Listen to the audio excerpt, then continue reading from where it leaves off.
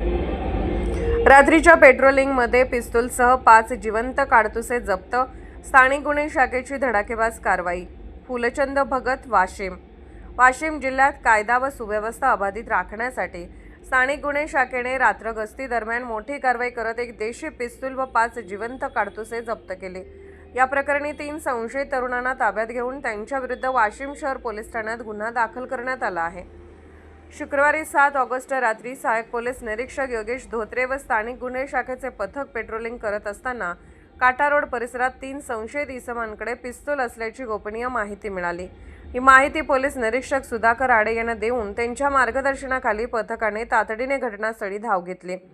पोलिसांना पाहताच तिघांनी पळ काढण्याचा प्रयत्न केला, मात्र पोलिसांनी पाठलाग करून तिघांनीही शिताफीने ताब्यात घेतले. चौकशीत त्यांची नावे लखन संतोष जाधव वय 23 झाकळवाडी, रोशन प्रवीण खोडे वय 21 वाशिम आणि करण महादेव घुले वय 21 झाकळवाडी अशी असल्याचे समोर आले. अंगझडती दरम्यान लखन जाधव याच्याकडून एक पिस्तूल, 5 जिवंत काडतुसे जप्त करण्यात आली. संबंधित शस्त्र बाळगण्याचा कोणताही वैध परवाना किंवा कागदपत्रे त्यांच्याकडून आढळून आली नाहीत.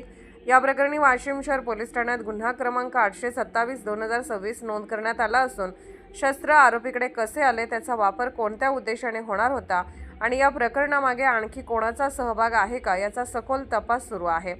ही कारवाई पोलीस अधीक्षक निकेश खाटमोडे पाटील यांच्या मार्गदर्शनाखाली अप्पर पोलीस अधीक्षक लता फड, उपविभागीय पोलीस अधिकारी रामकृष्ण पवार, पोलीस निरीक्षक सुधाकर आडे यांच्या नेतृत्वाखाली सहाय्यक पोलीस निरीक्षक योगेश धोत्रे व स्थानिक गुन्हे शाखेच्या पथकाने यशस्वीरित्या पार पाडली.